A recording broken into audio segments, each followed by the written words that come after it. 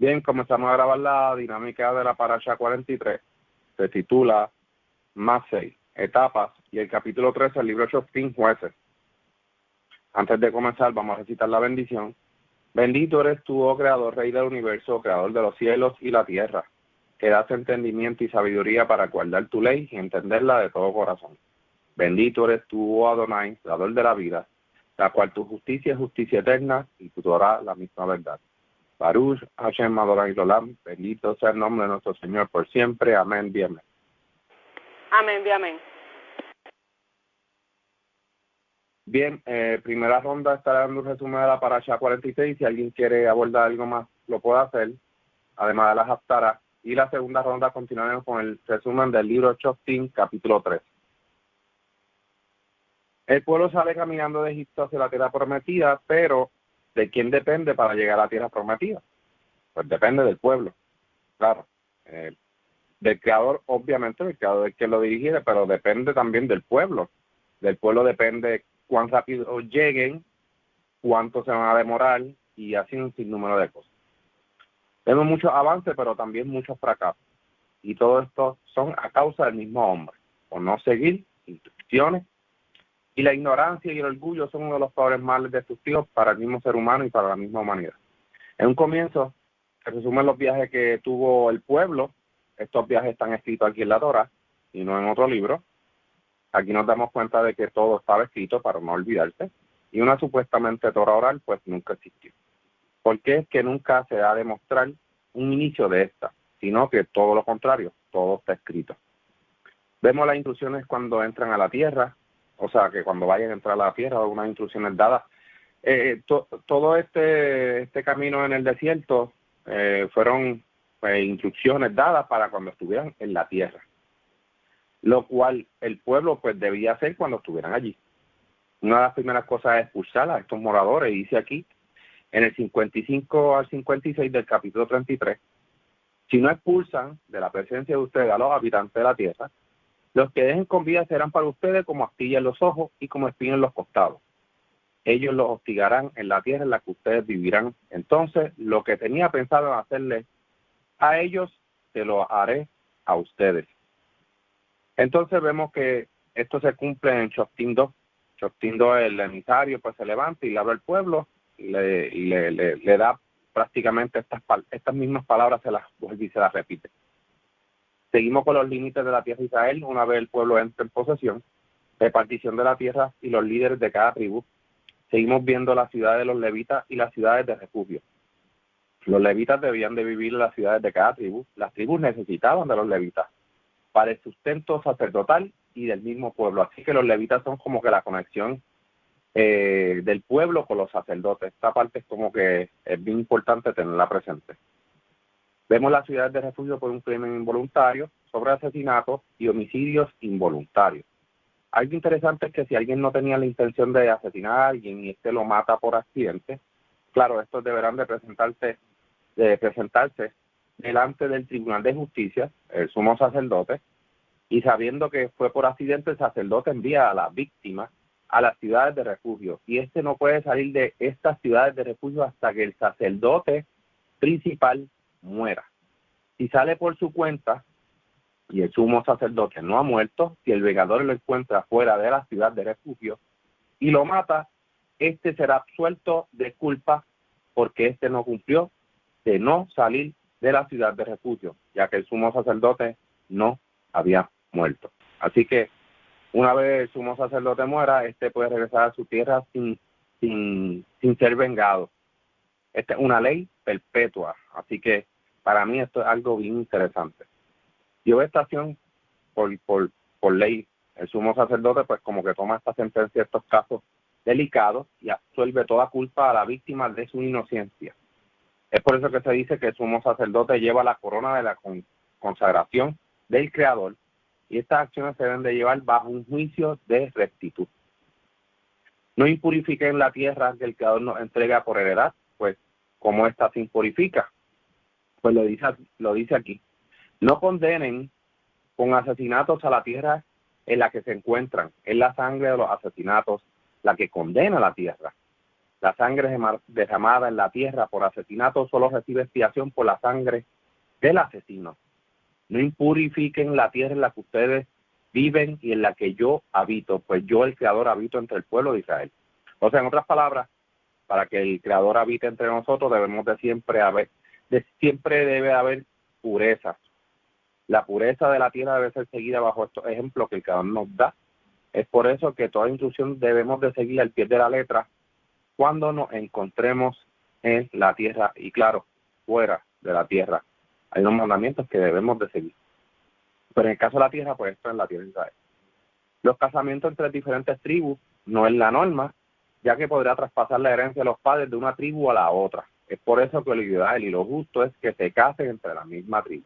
Es decir, los de la tribu de Dan, pues en herencia todo pasa a la familia tribu de Dan, y así su descendencia. Entonces vemos la inquietud aquí de las hijas de los Pahat, que el padre no tuvo hijos, sino hijas, pues reclaman que estas hijas se junten con los de su misma tribu y no pasen la heredad de su padre a otras tribus. Algo justo que uno puede notar. Voy a seguir con la segunda ronda. Si alguien quiere reforzar con algo de la parasha que se me haya quedado, pues lo puede hacer. Estaré pasando una ronda rapidito si alguien quiere mencionar algo de la Haftarah también. Seguimos con la ronda con ella. Adelante, Ilia. Sí, Shalom, gracias. Es bien interesante de esta parasha ver que hay un registro de todas las etapas en las que el pueblo pasó desde el momento que salen de Egipto hasta llegar a la tierra. O sea, como bien dijiste, todo está registrado y escrito para ser recordado. Otra cosa que me llamó la atención sobre esta parasha es lo que menciona al final de lo de la gerencia. Vemos que aquí es bien importante el guardar la repartición de tierras, mantenerlas como, ¿verdad?, como el Creador ordenó. Lo vemos también más adelante cuando el pueblo se va al destierro, ¿verdad?, que babilónico, que regresan del exilio. Vemos que hay un esfuerzo para volver a repartir estas tierras así como se hizo en el inicio. Así que vemos que esto es algo que eventualmente también lo veremos, ¿verdad?, en el tiempo venidero. Estas tierras van a volver a ser repartidas como se repartieron aquí en un inicio, y ¿verdad?, va a haber un registro de las tribus y de cómo se va a repartir las tierras según se repartieron en un inicio cuando el Creador le dijo a Moshe, y después con Yehoshua, que también, ¿verdad?, fue parte de esta, ¿verdad?, de organizar esta repartición de tierra. Es bien interesante que aquí dice que se casaron con primos, pero hay que saber que no eran primos hermanos, o sea, no eran primos cercanos, sino que eran primos lejanos, porque ya se habían levantado varias generaciones.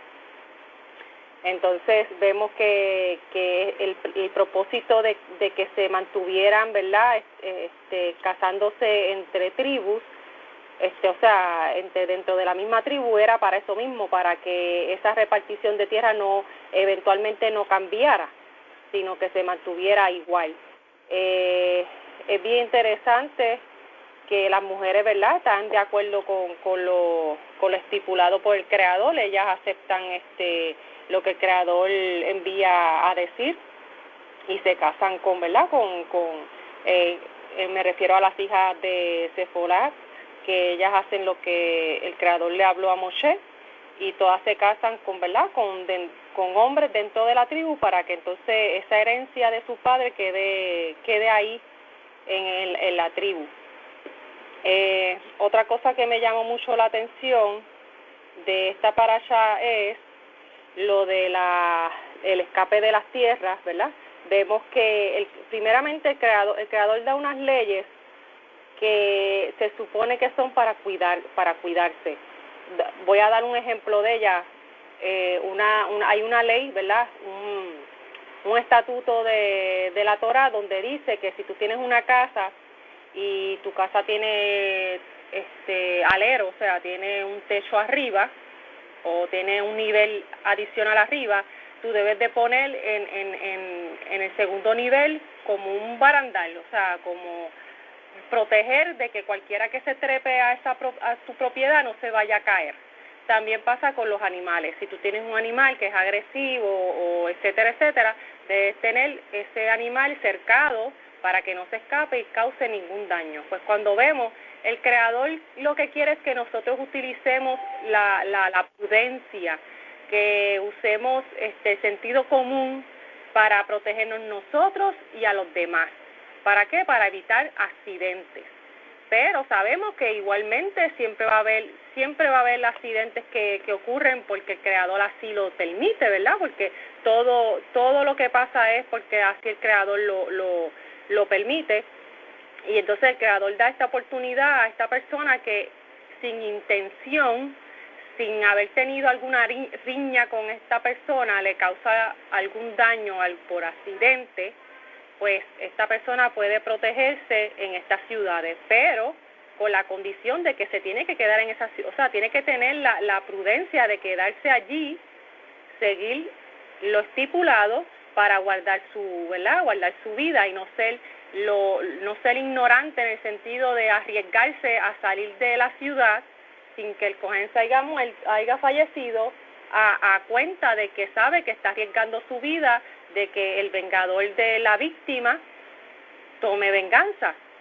Entonces, pues vemos aquí que también el Creador da como que es como un tipo de sentido común, o sea, el ser humano tiene que usar su juicio, o sea, analizar bien lo que va a hacer, tener siempre cuidado de las cosas que vamos a hacer. Hoy en día, por dar un ejemplo, lo vemos cuando vemos conductores ebrios que conducen, ¿verdad?, en estado de embriaguez y chocan, causan la muerte de otra persona. Hay que ser prudente, ¿verdad? Hay que saber que si uno está en un estado de embriaguez, uno no puede conducir porque puede ocasionar un accidente involuntario, pero a la misma vez es voluntario sí, porque tú lo estás haciendo a la conciencia de que puede pasar ese accidente.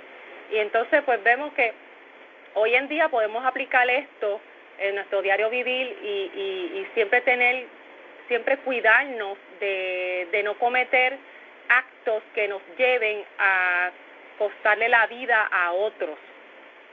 Y eso es algo que es bien, ¿verdad?, bien importante tener en cuenta, usar ese sentido común de que, si tengo un perro que es bravo, tengo que mantenerlo en una área donde no se me vaya a escapar porque puede venir una persona a pasar y ocasionarle algún daño, ocasionarle la muerte.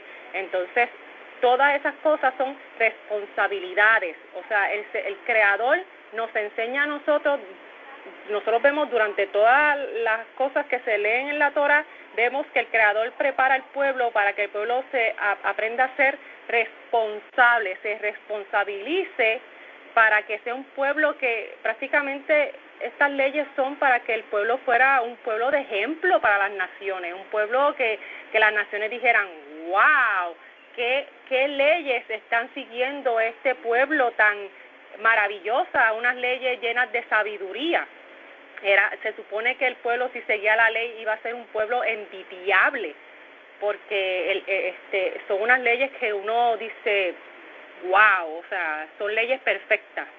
Y entonces, pues, es una de las cosas que, en verdad, de esta parasha que me da, ¿verdad?, me da por reflexionar sobre muchas de las cosas que hoy en día podemos poner en práctica, ¿verdad?, incluir en nuestro diario vivir este tipo de sabiduría que se puede sacar de la Torah. Y nada, eso es lo que quería, ¿verdad?, añadir sobre esta parasha. Gracias. Gracias, Ilian, por el aporte. En el caso del libro de Ezequiel, de la mitad en adelante, podemos también apreciar cómo se va a restaurar nuevamente la posesión de la tierra, las tribus, la heredad y demás. Así que esto es para el tercer templo, cómo se va a restaurar todo. Ahí están las instrucciones de todo. El que lo quiera leer puede leerlo. Es bastante interesante. Cuando se dice que Israel habitará nuevamente seguro, no será atormentado y el Creador siempre estará en la tierra para siempre, o sea, prácticamente esa presencia del Creador estará con Israel para siempre y el pueblo habitará seguro. Pues como uno sabe que el tercer templo no ha llegado, pues por esas mismas descripciones, Israel ahora mismo no está seguro, están pasando un sinnúmero de cosas, así que son señales para poderla visualizar. Y cuando se habla de que el Creador lo permite, cuando escuchamos, ¿verdad?, el Creador permite que esas cosas sucedan, es para tener una comprensión de que si el Creador lo permite es que no va a intervenir en ese asunto y lo deja a causa y efecto según la situación y según la norma.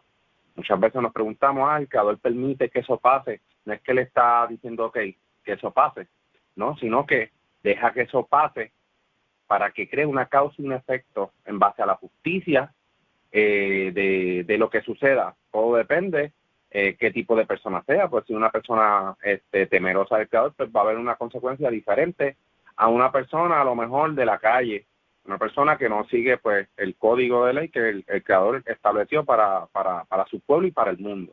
Seguimos con la ronda con Minerva. Adelante, Minerva.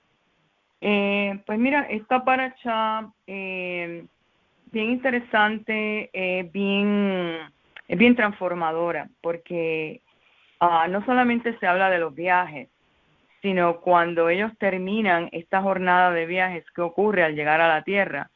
¿Cómo se distribuye esta tierra? Y cómo ellos a su vez pues ya habían tenido cierto sentido de madurez al salir de estos viajes.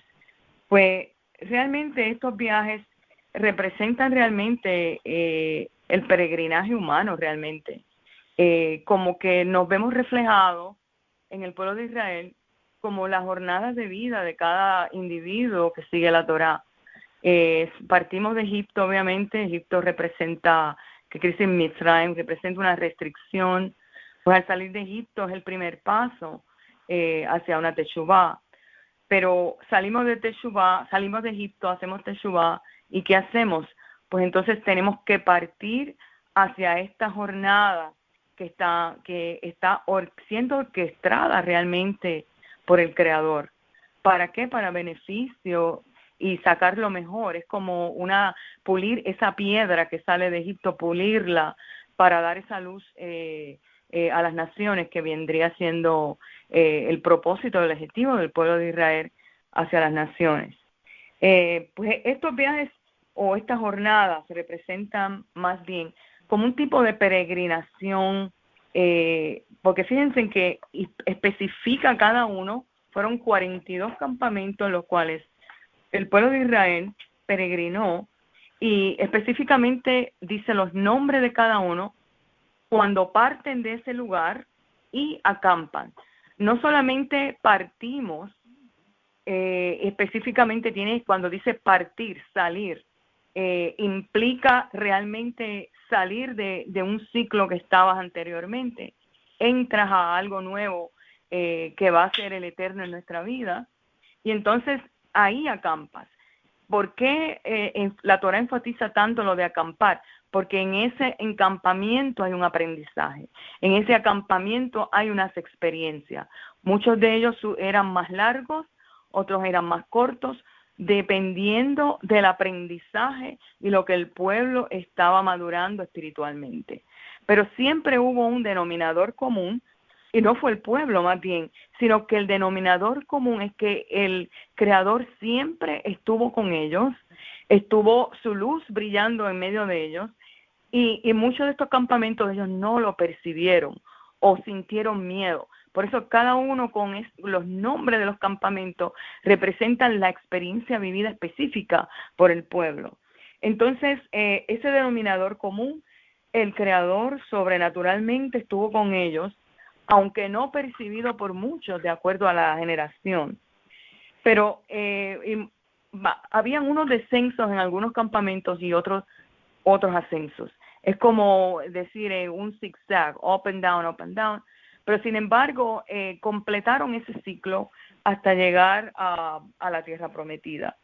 Lo importante de partir, otra vez repito, es partir, dejar lo que hay atrás, partir, esa acción y la acción de acampar. ¿Por qué? Porque hay que madurar en cada una de estas etapas. Y el tiempo pues eso lo decide la experiencia, la vivencia que nosotros interactuamos como pueblo, pero sigue siendo el denominador común, como digo, el Creador. Por 40 años más 2, 40, que siempre representa el número de una generación, y más 2 de la próxima generación. Pues nada, esto es lo que quería aportar sobre esta paracha. Gracias. Gracias, Minerva. Gracias por el aporte. Bastante interesante eso que acabas de mencionar. Yo tuve una experiencia con alguien que me dijo, oye, tú sabes que el pueblo de Israel estaba a ley de yo no sé, unos par de meses para llegar a la tierra y no llegó. Yo digo, pues, pasaron muchas cosas que estuvieron 40 años. Yo no me trago eso. Yo no me trago ese cuento. Y yo, bueno, no es que te tragas ese cuento, es que está escrito, chico.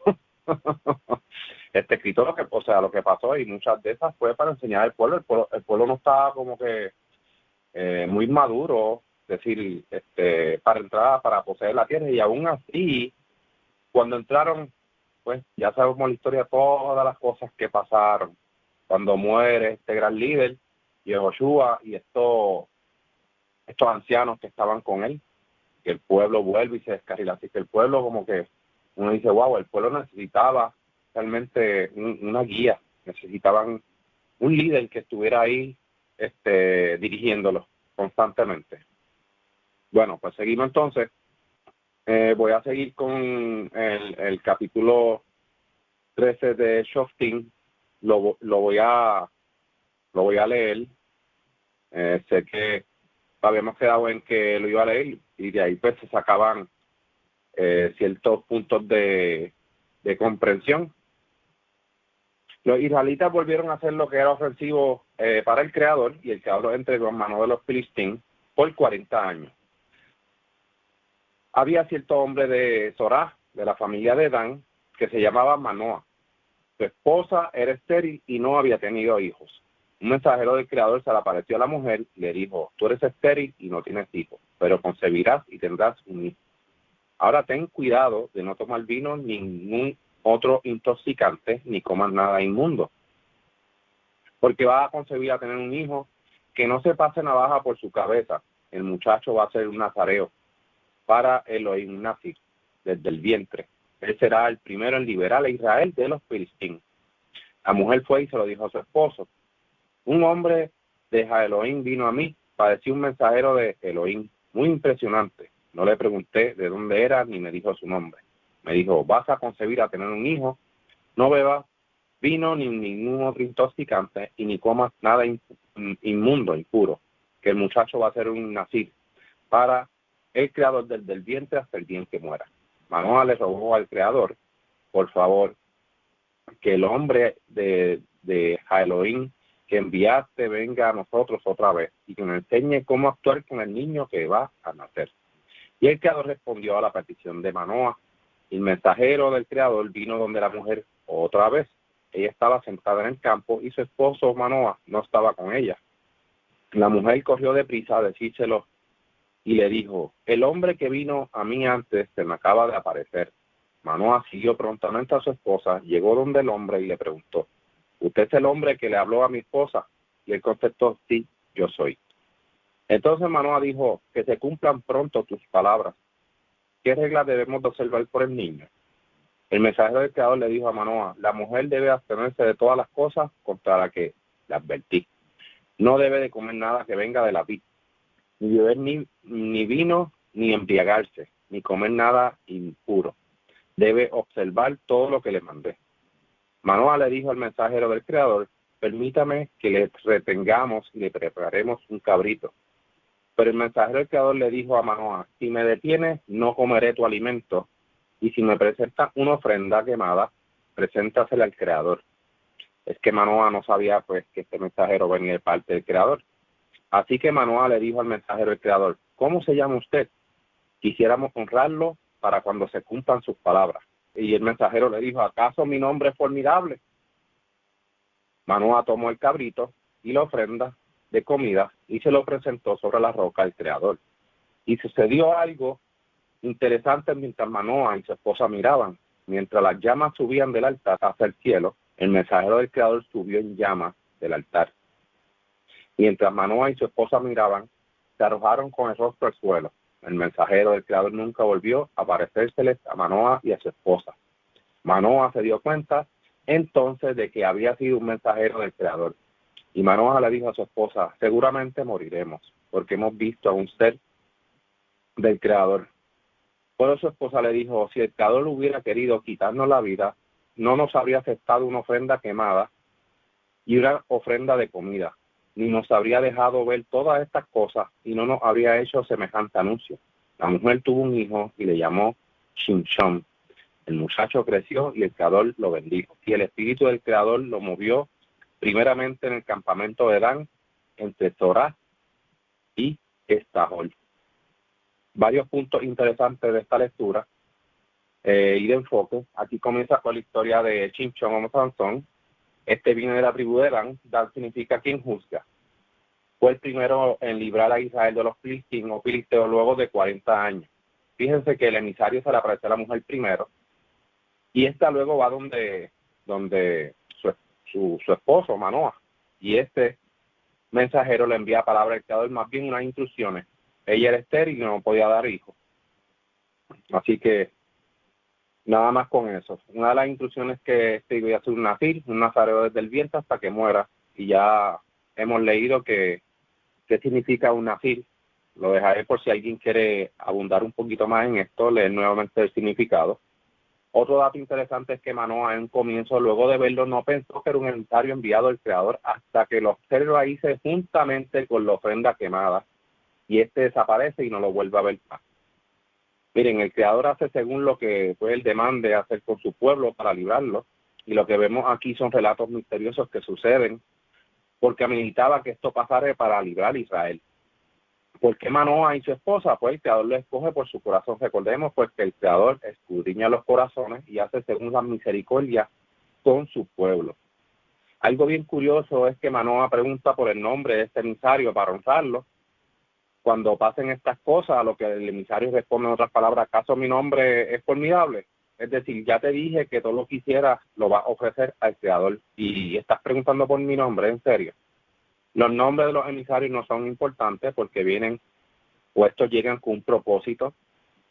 Obviamente, si todo es enviado al Creador, así que este propósito especial. Si usted va a honrar al Creador, usted, ya sea el emisario que venga, usted siempre va a honrarle y le va a dar gracias al Creador como hacían nuestros patriarcas. Yo veo este escenario así, algo similar a esto, es como cuando un rey se levanta para librar un pueblo y envía capitanes y príncipes para librar una ciudad, pues su nombre está en estos príncipes y estos capitanes. Y cuando sea librada este pueblo, la honra será para el rey, no para los capitanes ni príncipes enviados. Los nombres de estos no son importantes, sino que estos que el rey envió, pues son representación de este rey. Así es que como se tiene que ver este asunto. Así que el pueblo va a ver como que ese gesto que hizo esta gente fue por causa de este rey. Al parecer habían personas hasta este entonces que pensaban que iban a morir si estos presenciaban una visita como esta de un emisario, pero este se presentó como un ser humano común. Fíjense, un ser humano común y corriente. Ni Manoah se dio cuenta que era un emisario del Creador, porque como mencioné, pues Manoah no supo hasta el final que era un emisario del Creador. Para mí estas son cosas bien interesantes porque el Creador hoy en día se nos puede presentar en alguna manera, darnos un mensaje de cualquier manera, y nosotros pues tenemos que estar abiertos a todo. Si andamos en los caminos del Creador, estar como que escuchando a todo, estar pendiente, estar enfocado y sobre todo sin dejar el camino de la ley, porque por algo Manoah y su mujer fueron escogidos para eso. O sea, algo el Creador vio en ellos y por eso digo que fue su corazón. Seguimos con la ronda de esta lectura. Seguimos con Lilian. Adelante, Lilian. Sí, gracias. Es bien interesante ver que ¿verdad? La historia de Sansón es bien bonita porque vemos que es el Creador que lo escoge desde el vientre, o sea, desde antes de nacer ya es escogido para ¿verdad? Y apartado para él, para el Creador. El Creador lo escoge porque pues el pueblo ya había caído nuevamente ¿verdad?, en pecado.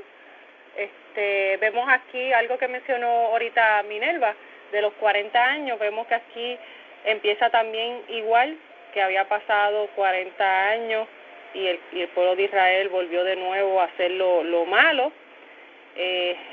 Prácticamente es como que se levantaba una generación que no ignoraban, ¿verdad?, al Creador, la Torá, y entonces se desviaban a hacer lo malo, y el Creador pues les enviaba, ¿verdad?, una reprimenda. Pero de igual manera también enviaba el antídoto, ¿verdad?, porque el Creador no se satisface en destruir al pueblo o en la muerte del pecador, sino que él lo que quiere es que la persona que haga el mal se retracte de hacer el mal y se arrepienta y regrese de nuevo, ¿verdad?, a hacer el bien. Entonces vemos que aquí es bien interesante porque el Creador escoge a esta familia, que la mujer no podía tener hijos, se le presenta primero a ella, le da las instrucciones a ella, pero ella cuando va donde el esposo también pide al Creador por una confirmación, como que así mismo como te mostraste a mi esposa, yo también quiero, ¿verdad?, entender qué es lo que está pasando, que también se me presente a mí para yo saber cuáles son las instrucciones de lo que debo hacer. Y es bien interesante que pues que el Creador lo escucha y vuelve y se aparece el mensajero del malaj del Creador para volver de nuevo a dar, ¿verdad?, a clarificar todo lo que tienen que hacer y el propósito ¿verdad?, de lo que va a ser el futuro de su hijo. Entonces es bien interesante ver, ¿verdad?, que tanto la mujer como el hombre son confirmados sobre su hijo, ¿verdad?, su futuro hijo, que van a tener un hijo y que este hijo va a ser apartado para el Creador.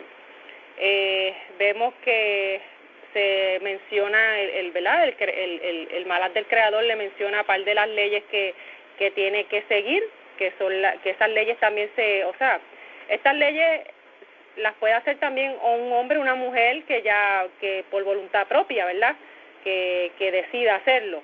Pero aquí pues aquí es el Creador el que decide por esta familia, que el hijo que iban a tener iba a ser apartado. Y vemos que le dice que no pueden abstenerse de vino, abstenerse de comida inmunda, abstenerse de acercarse a algún muerto, algún cadáver, no cortarse el cabello. Prácticamente es una vida apartada, santificada. Tiene que mantenerse a un nivel espiritual purificado, o sea, no puede impurificarse con comida, con cadáveres y con otro tipo de cosas para, ¿verdad?, para mantener ese estatus de nazarín.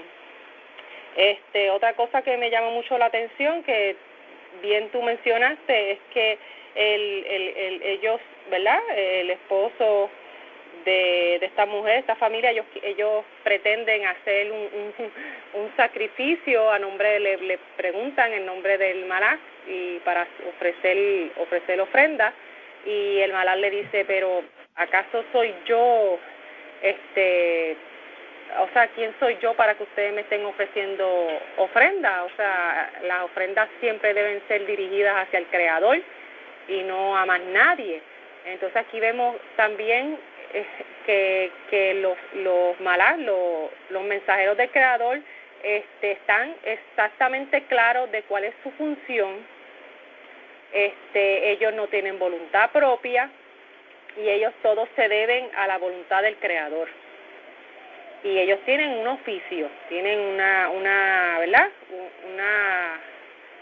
un trabajo que hacer, y sea cual sea ese trabajo que el Creador les haya ¿verdad?, puesto, ellos tienen que cumplir con ese trabajo y ya, hasta ahí.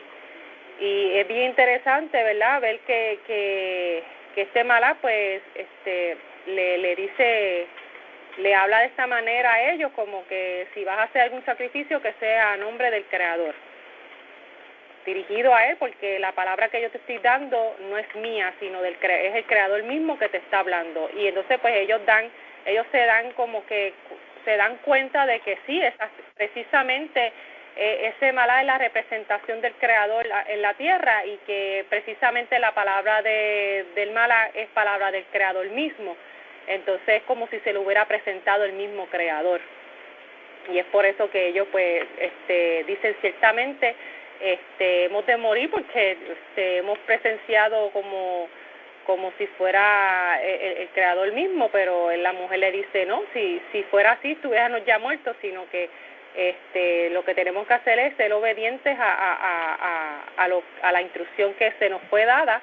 Y efectivamente, ¿verdad? Pues se lee al final que la mujer guardó las instrucciones y nace el niño, le ponen de nombre Sansón, y este niño pues eventualmente vamos a leer, ¿verdad?, su historia, parte de las cosas que hizo para vengar, para juzgar al pueblo, y vemos también, vamos a saber cuál es el desenlace de este hombre que fue escogido desde el vientre de su madre.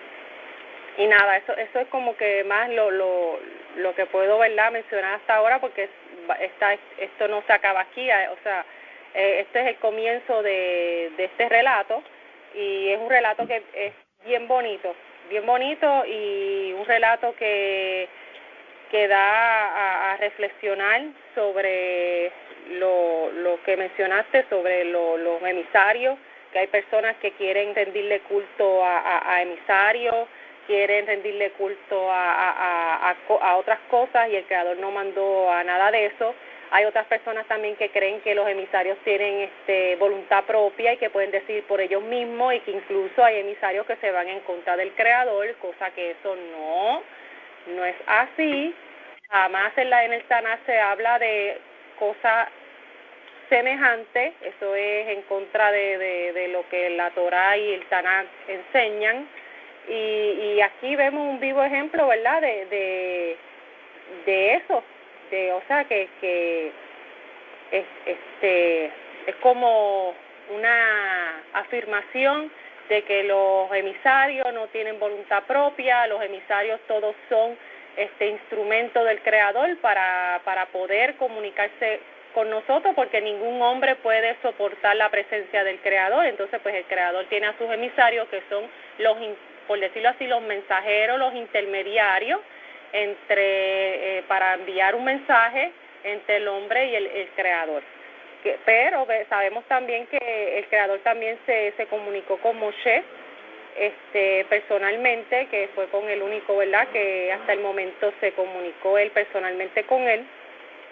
Pero ya luego de Moshe, pues ya el Creador pues hay muchos relatos donde el Creador utiliza a sus mensajeros, a sus emisarios, para llevar algún mensaje, alguna noticia, o para ejercer alguna ¿verdad?, un decreto, alguna justicia que el Creador le envíe, ¿verdad?, a su Malá para castigar, porque lo vemos en diferentes relatos también, que está el ángel del Creador, que es el que imparte la espada, ¿verdad?, el que imparte justicia.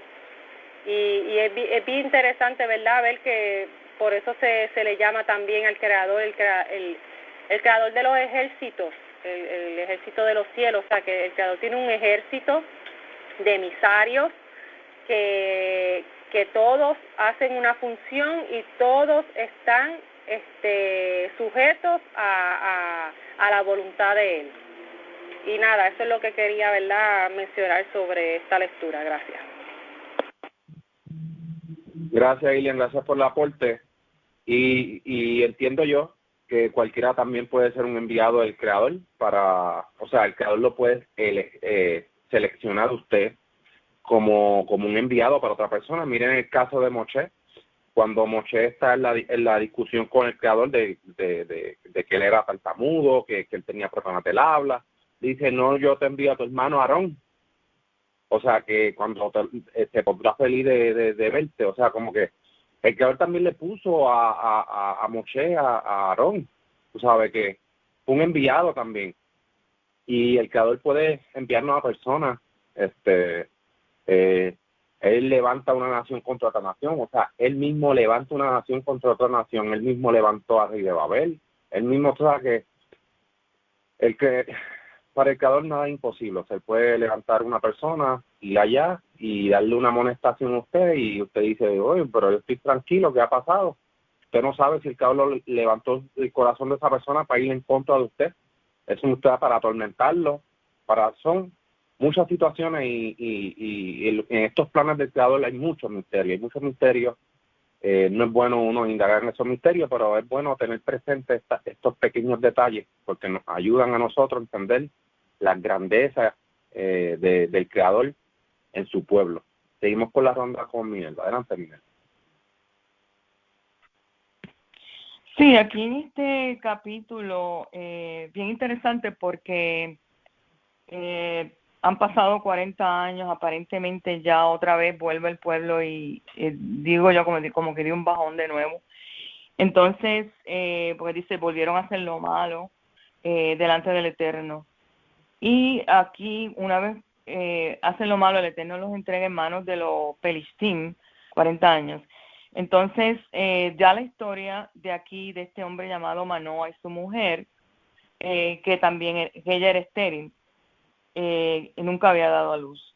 Entonces, se le aparece el malaj a ella y le cuenta su historia. Le dice, mira, aquí que eres estéril, que nunca has dado a luz, mas concebirás y darás a luz un hijo. Entonces, aquí vemos como que ella en ese momento no percibe el grado de divinidad, por decirlo así, o el grado de santidad. Sí, ella distingue que sí, que es un varón de Elohim o un varón del Eterno, pero como que no distingue en ese momento que es un malak, quizás no era un humano como todos nosotros, sino que ella lo distingue como un varón de Elohim y no lo puede distinguir desde esa perspectiva de un malaj que está bajo otra, que creo yo como otra dimensión, ¿no?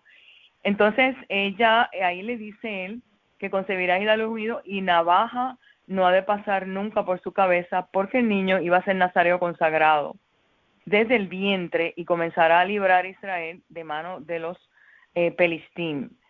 Entonces, ¿qué pasa? Que cuando nosotros vemos el voto de Nazareo, que eso se encuentra en el capítulo 6, este es el capítulo 6 de Bar Middar, de Números, habla completamente de lo que es el voto nazareo, que era por 30 días consagrado, no iba a tomar vino ni a un vinagre, tenía que dejarle crecer el pelo, y usualmente es por 30 días, pero aquí vemos que esto era por vida del niño. O sea que iba a ser algo un poquito más especial, más consagrado que quizás un voto nazareo como tal.